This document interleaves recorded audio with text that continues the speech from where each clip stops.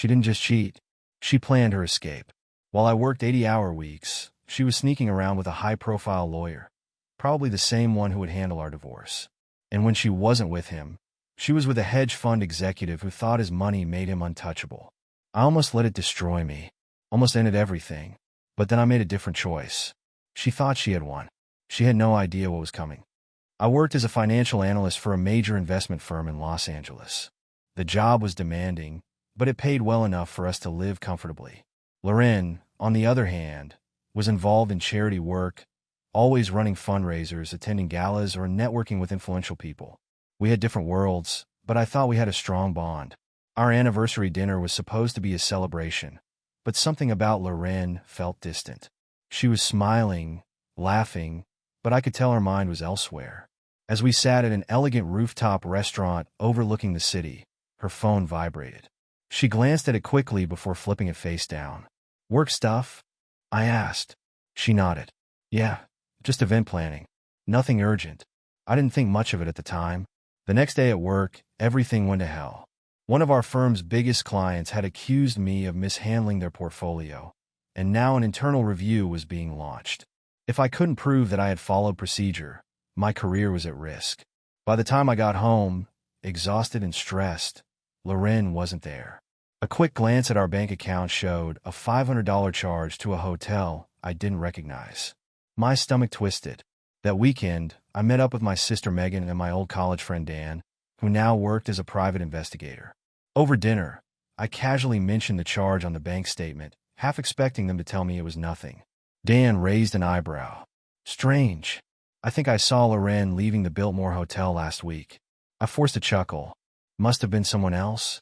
That night, I noticed something new. Loren took her phone and locked herself in the bathroom, the water running as she whispered into the receiver.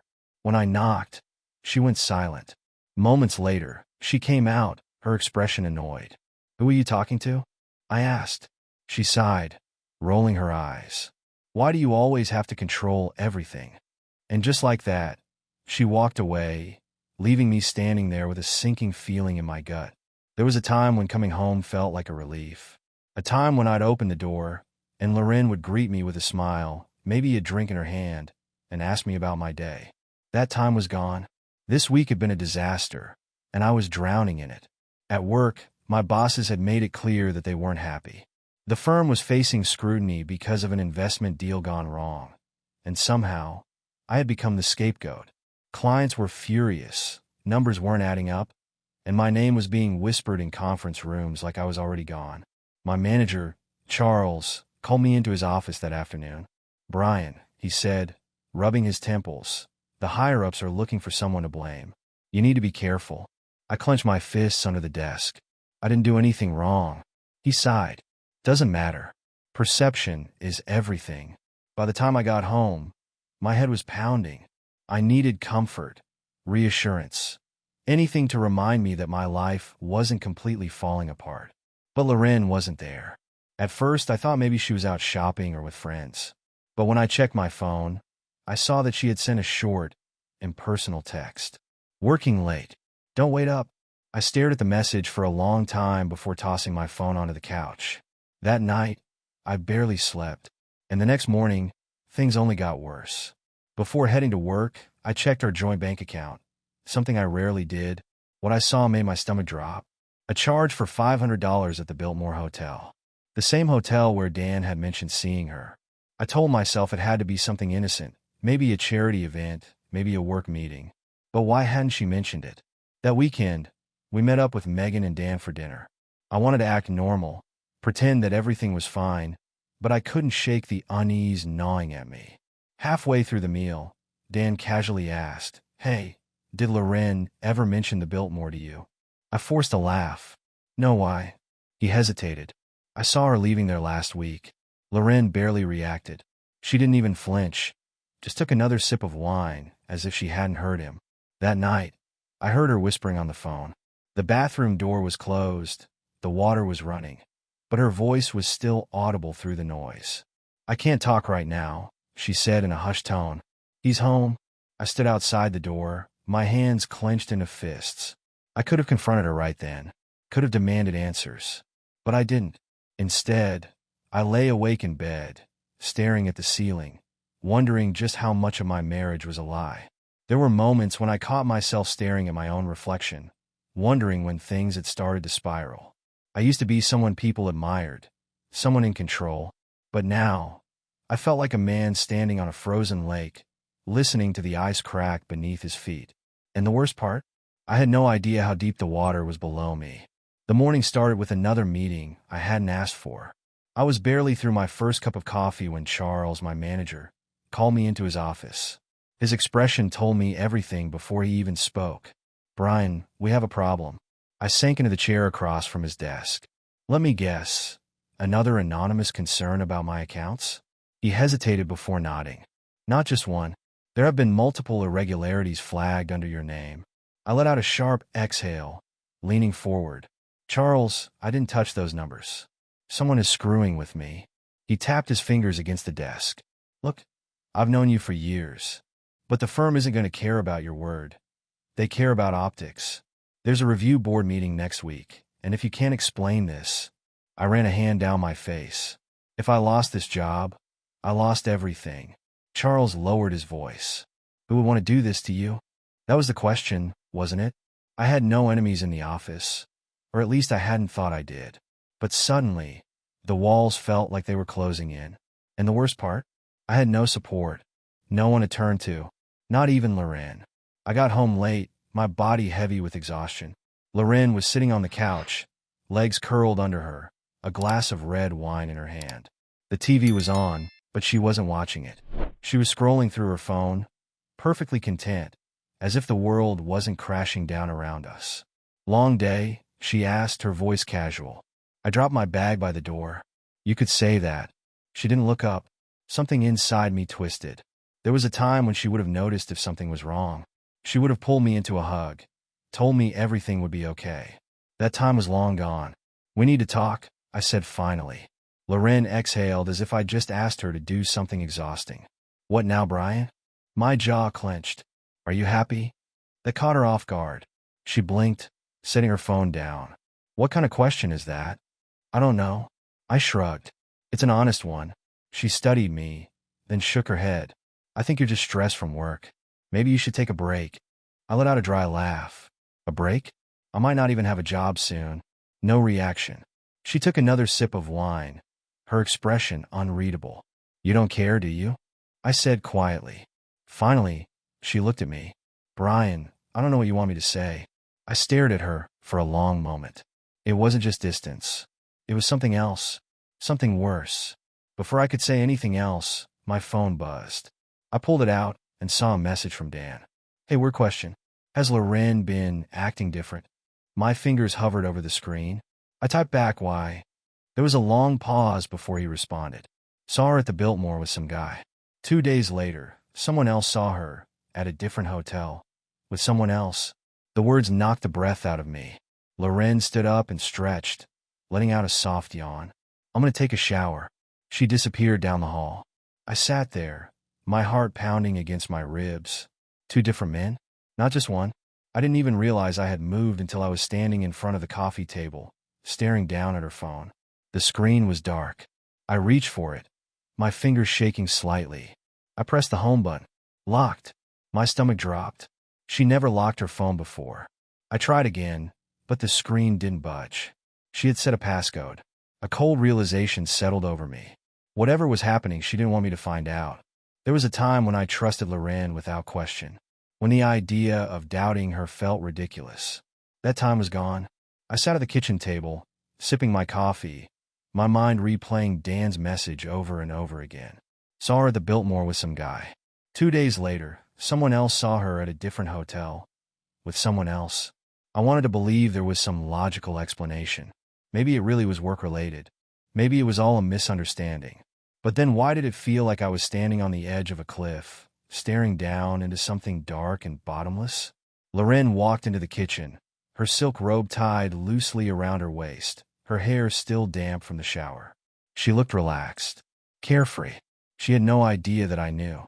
"Morning," she said casually, grabbing a mug from the cabinet. "Morning," I muttered.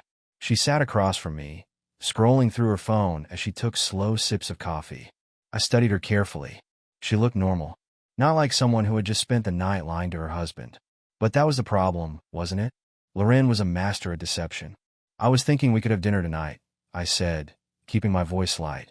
Just us. She barely looked up. I can't. Late board meeting. I gripped my coffee cup tighter. Another one? She sighed, finally meeting my gaze. Brian, what is this about? I hesitated. I wanted to confront her right then and there. I wanted to throw Dan's message in her face, demand an explanation. But I wasn't ready. Not yet. Nothing, I said, forcing a smile.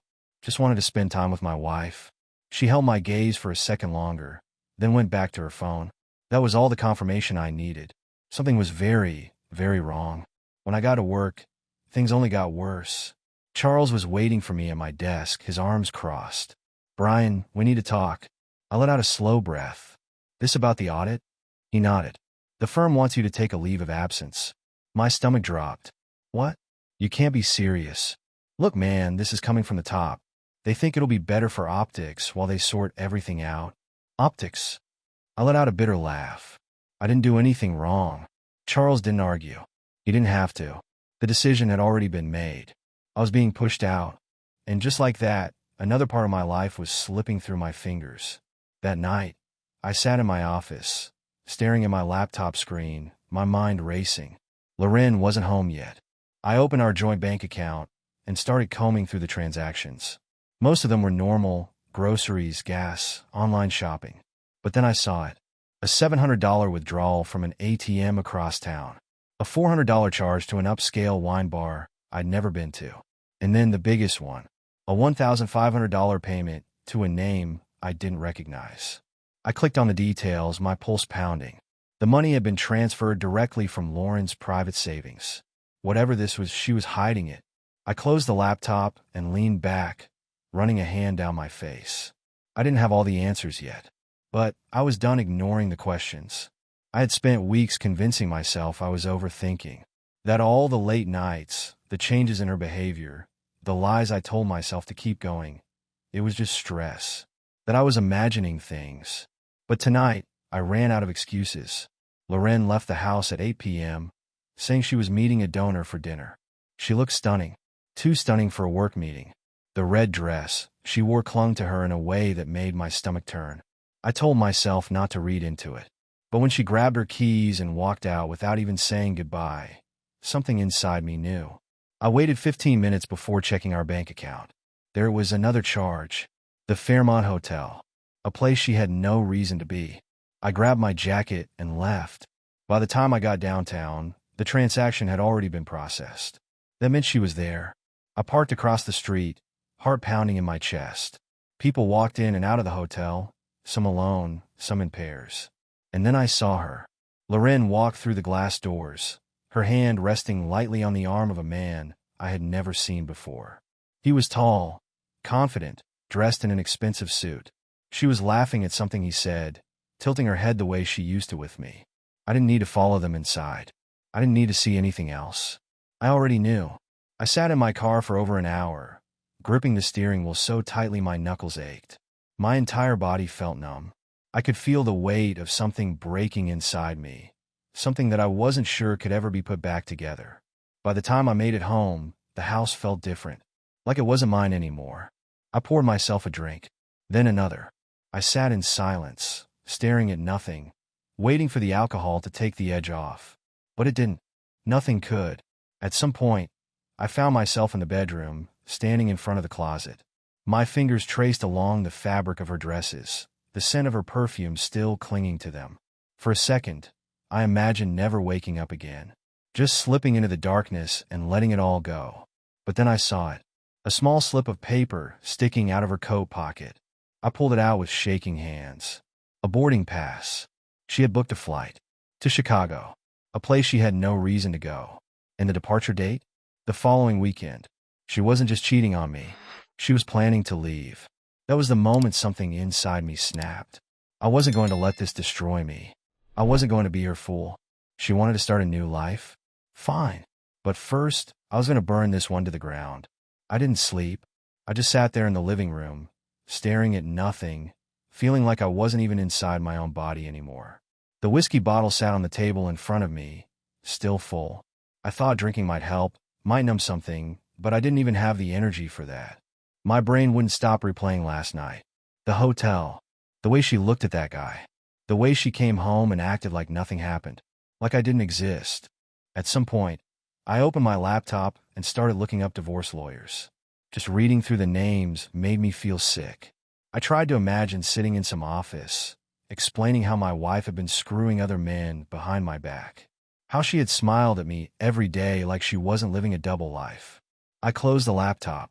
I couldn't do it. Not yet. The sun was already coming up when I heard Loren moving around upstairs. I pushed myself off the couch, feeling like I was made of stone. My whole body was heavy. Every step up the stairs felt like it took an hour. When I reached our bedroom, the door was open just a little. I could see her sitting on the edge of the bed, stretching, completely at peace. She looked so normal, like she wasn't a liar, like she wasn't a cheater, like she hadn't burned our entire life to the ground. Something inside me snapped. Are you cheating on me? My voice sounded different. Not angry, not broken, just hollow. Loren didn't even look surprised. She blinked at me, then did something I'll never forget. She laughed. Seriously, Brian, she said, shaking her head like I was a child who just asked a dumb question. I felt my fingers curl into fists. I want an answer. She sighed and ran a hand through her hair. You already know. That was it. No apology. No fake excuses. No attempt to even soften the blow. Just you already know. I don't even remember leaving the house. 1 second I was standing there, staring at her, and the next I was outside, walking. Just walking. I passed the diner where we used to have breakfast on Sundays. The movie theater where we had our first date. The park where I once told her I wanted to spend the rest of my life with her. It was all fake. At some point, I ended up at the train tracks. I stood there, staring at the rails, feeling nothing. Just nothing. It would be easy. 1 step forward, 1 second of weightlessness, and then nothing. I stepped closer. Then, out of nowhere, I remembered something my dad told me when I was a kid. You don't quit. Not ever. If someone knocks you down, you get up swinging. I don't know why that memory hit me at that exact second, but it did. I took a deep breath. I wasn't going to quit. If Loren thought she could just walk all over me, lie to me, humiliate me, she had no idea what was coming. I turned around and walked back home. I had work to do. Loren thought she had won. That was her first mistake. I let her believe it. Let her think I was too broken, too weak to fight back. I didn't ask where she was going at night. Didn't check her phone. Didn't question the fake meetings or the late-night showers. And, just like that, she got comfortable. She started being careless. She left her phone on the counter while making coffee. She smiled to herself when she thought I wasn't looking. She even kissed me goodbye before leaving the house, like she wasn't about to go meet another man. That was fine. I wanted her to feel safe. I wanted her to think I was defeated, because the moment she let her guard down, I was going to tear her world apart. I needed proof first. Hard evidence. I wasn't going to walk into this blind, so I hired a private investigator. The guy came recommended from someone at work, someone who had been through a nasty divorce and walked away with everything because he had the right leverage. His name was Carter. Quiet, professional, efficient. The kind of guy who didn't ask questions as long as you paid him well. We met at a small diner on the edge of town. It was the kind of place no one paid attention to, just a stop for truckers and exhausted office workers who didn't want to go home yet. Carter took a sip of his coffee, watching me carefully. You sure you want to do this? I wouldn't be here if I wasn't, I said. He nodded, sliding a notepad out of his jacket. I'll need details. Her schedule, the places she frequents, anything that seems off. I gave him everything. The fake meetings, the late nights, the unexplained expenses. I even told him about the Chicago flight ticket I had found. Carter listened without interruption, jotting things down in shorthand. All right, he said after a while. Give me a week. I didn't have to wait that long. 3 days later, I got a call. Your wife is meeting 2 different men, Carter said. I have photos, transaction records, and timestamps. My grip tightened around the phone. Tell me everything. The first guy? A senior executive at a hedge fund. Married. Wealthy. The kind of guy with a perfect family image that would shatter if anyone found out where he spent his nights. The second, a lawyer. Works at a firm specializing in high-profile divorces. The same firm Loren had casually mentioned when she talked about helping a friend. She wasn't just cheating. She was planning her exit. The pieces started falling into place. The secret savings account. The money transfers. The sudden coldness toward me. Like I had already become a problem she was working to get rid of. She was setting me up. I leaned back in my chair, exhaling slowly. "Send me everything," I said. Carter hesitated for a moment. "Look, I've seen this before. Women who want out of a marriage but don't want to leave empty-handed. Be careful, Brian. She's playing a game." A game. Yeah. But what she didn't know, she wasn't the only one playing anymore. She had made her move. Now it was my turn. Loren thought she was in control. That was her second mistake. The first had been betraying me. The second was thinking I wouldn't fight back. I let her believe I was broken. Let her think I was some pathetic, heartbroken husband who would quietly fade into the background while she built a new life behind my back. Every time she walked past me with that smug little smirk, every time she left the house without an excuse, every time she sent a text and tilted her phone away, just enough to make sure I didn't see it, I let her think she was winning. She had no idea what was coming. The moment Carter handed me the files, I knew exactly what my first move was going to be. Her lawyer boyfriend? The one she had been sneaking around with for weeks? He had a history. Carter had dug up a fraud case from years ago, one that had somehow been buried before it ever saw trial. No conviction, no official record, just whispers of a deal made behind closed doors. It was the kind of thing that, if brought back into the light, could end a career. And now it was going to. I spent the next few hours carefully crafting an anonymous email. No links to me, no way to trace it back. The documents attached spoke for themselves. I sent them directly to his firm's ethics committee, then copied in a few investigative journalists for good measure. And then I waited. It didn't take long. The next morning, Loren was acting different. The usual arrogance in her posture was gone. She kept glancing at her phone, frowning at whatever messages she was getting. She barely spoke over breakfast, her movements stiff, distracted. "Everything okay?" I asked, sipping my coffee. She didn't look up. "Yeah, just work stuff." Lies. I pulled out my own phone, checking the news alerts. There it was. A short article, barely more than a few paragraphs, but enough to start the fire. High-profile attorney under internal investigation for past financial misconduct. I took a slow sip of coffee, hiding my satisfaction. By the time I got home that evening, Loren was worse. I found her pacing the kitchen, phone pressed to her ear, voice sharp with frustration. "I don't know how they found out," she was saying, practically hissing into the phone. "No, I haven't talked to anyone. Of course I'm being careful." She turned and saw me standing there. Her face barely changed, but I caught it, the flicker of something in her eyes. Panic. She ended the call quickly, setting her phone down with forced casualness. "Who was that?" I asked, keeping my voice light. "Just a friend," she said too fast. "Nothing important." I stepped forward, watching her carefully. "You sure?" Her fingers twitched slightly where they rested against the counter. "Yeah," she said, forcing a small smile. "Why wouldn't I be?" "Because your entire world is starting to fall apart, Loren." I shrugged, giving her the same easy smile she had given me so many times before. "No reason." She nodded, but she didn't move. Didn't relax. I let the silence stretch between us, let her feel the weight of it. Then I turned and left the room. Because this was just the beginning. Loren was unraveling. I saw in the way she moved, stiff, tense, constantly on edge. She barely ate. She barely slept. She flinched when her phone rang and gripped it too tightly when she answered. She thought she was being discreet, but I noticed the way her hands trembled when she poured herself a drink, the way her jaw clenched just a little too hard when she thought no one was looking. Her world was falling apart. And the best part? She had no idea why. The first domino had already fallen. Her lawyer boyfriend had been suspended, his firm launching an internal investigation into his past fraud allegations. He was scrambling, desperately trying to contain the damage, trying to figure out who had come after him. But that was only step one. Now it was time for number two. Lauren's second affair, the one with the hedge fund executive, was even riskier. Carter had found plenty on him.